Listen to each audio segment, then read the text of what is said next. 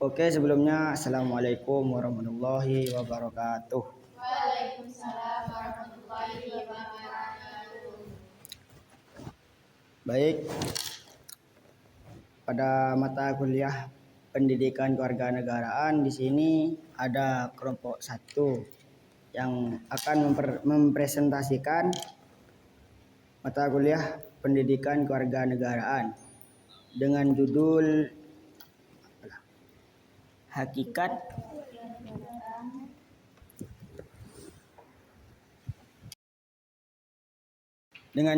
Hakikat Kewarganegaraan dalam Mengembangkan Kemampuan Profesional.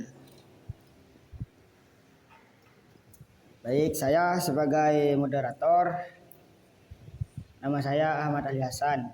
Terus di sini di sebelah kiri saya ada saudari Naila Maharani sebagai presentator pertama. Terus di sebelahnya ada saudari Siti Aisyahul Maskuroh sebagai presentator kedua, dan di sebelahnya juga ada saudari Badriatul Ahadiyah sebagai presentator yang ketiga. Terus yang terakhir ada saudari Atika Nadifah sebagai notulen. Saya harap presentasi pada kali ini lancar dan akan dibuka dengan pembacaan Bismillahirrahmanirrahim bersama-sama. Bismillahirrahmanirrahim. Baik, seterusnya saya persilahkan buat presentator pertama untuk menjelaskan materi yang terkait. Baik, saya akan menjelaskan tentang latar belakang adanya hakikat kewarganegaraan dalam mengembangkan kemampuan profesional.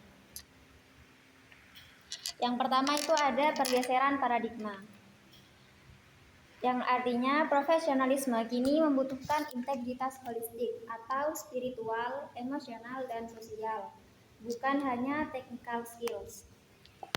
Yang kedua, adanya masalah degradasi moral seperti korupsi dan pelanggaran etika di berbagai lini profesi.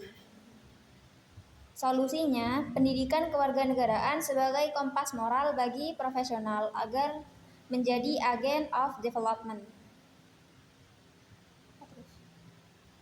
Mungkin bisa dilanjut oleh presentator yang kedua. Terus yang saya akan menjelaskan tentang pokok bahasa, tentang hakikat kewarganegaraan dalam mengembangkan kemampuan profesional. Terus di sini saya akan menjelaskan tentang pokok bahasa. Pokok bahasa hakikat kewarganegaraan dalam mengembangkan kemampuan profesional. Hakikat pendidikan kewarganegaraan adalah upaya sadar dan terencana untuk membentuk individu menjadi warga negara yang cerdas dan baik. Secara filosofis, pendidikan ini merupakan roh dari perkembangan kemampuan profesional. Seseorang profesional yang hanya memiliki kecerdasan intelektual tanpa karakter kewarganegaraan akan menjadi individu yang kompeten namun berbahaya. Karena ini dapat menggunakan keahliannya untuk mengeksplorasi sistem demi kepentingan pribadi. Terus selanjutnya di sini ada unsur utama kewarganegaraan. Yang pertama itu civic knowledge, pemahaman hukuman dan regulasi bidang kerja untuk mencegah tindakan ilegal. Yang kedua, civic skills, kemampuan kolaborasi, negosiasi, dan pemecahan masalah secara demokratis. Yang terakhir, civic confidence, keyakinan peran profesional dalam kemajuan bangsa memicu inovasi.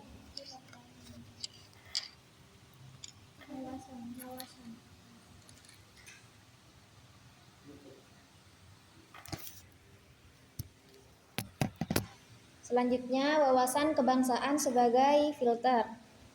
Yang pertama itu ada filter etika.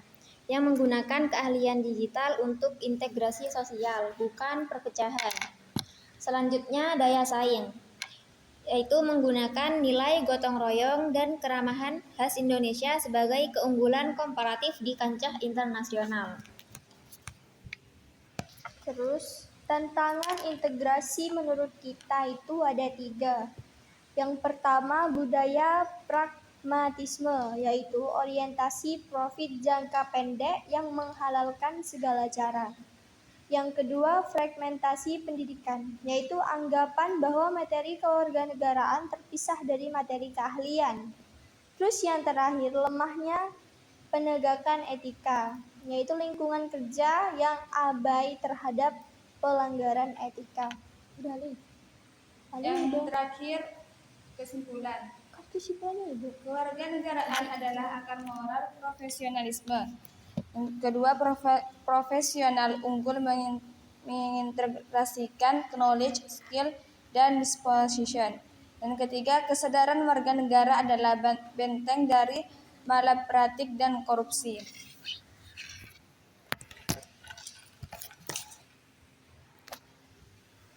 Mungkin itu saja yang bisa kami presentasikan pada siang hari ini. Dan untuk agenda yang selanjutnya akan saya buka sesi tanya jawab.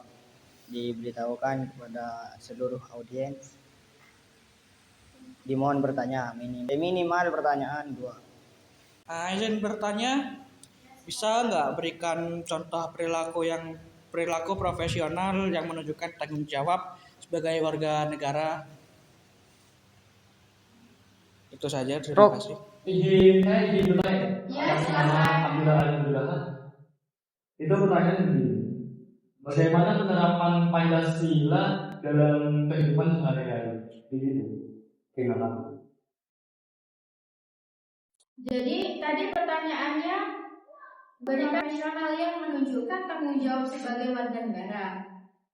Contohnya adalah seorang guru yang tidak hanya mengajar, tetapi juga menanamkan nilai kebangsaan dan karakter Pancasila pada siswa. Seorang pegawai yang bekerja dengan jujur, tidak menyalahgunakan wewenang, dan melayani masyarakat dengan adil. Yang ketiga, seorang tenaga kesehatan yang melayani semua pasien tanpa diskriminasi. Semua prinsip keadilan dan kemanusiaan.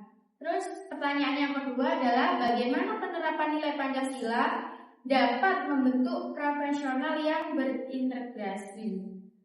Jawabannya, nilai Pancasila sebagai ketuhanan, kemanusiaan, persatuan, demokrasi, dan keadilan sosial mengarahkan profesional untuk bersikap jujur, adil, menghargai orang lain, dan mengutamakan kepentingan bersama. Dengan menerapkan nilai-nilai itu, profesional tidak mudah korupsi, nepotis, atau merugikan kepentingan publik. Jadi kesimpulannya, kewarganegaraan adalah akar moral profesionalisme. Profesional unggul mengintegrasikan knowledge, skills, dan disposition.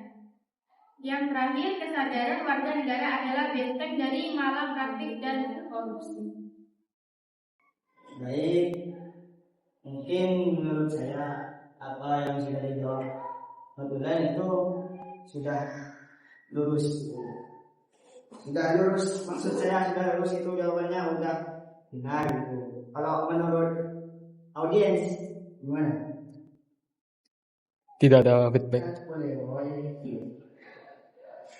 Mungkin pertanyaan dari Abdullah sendiri sudah bisa saya pahami dan sudah benar. Itu saja. Terima kasih. Baik, saya selaku moderator karena sudah tidak ada yang bertanya atau berpikir, ini saya tutup presentasi pada siang hari ini dengan perkataan alhamdulillah bersemuanya. Alhamdulillahirobbilalamin. Baik, jika ada itu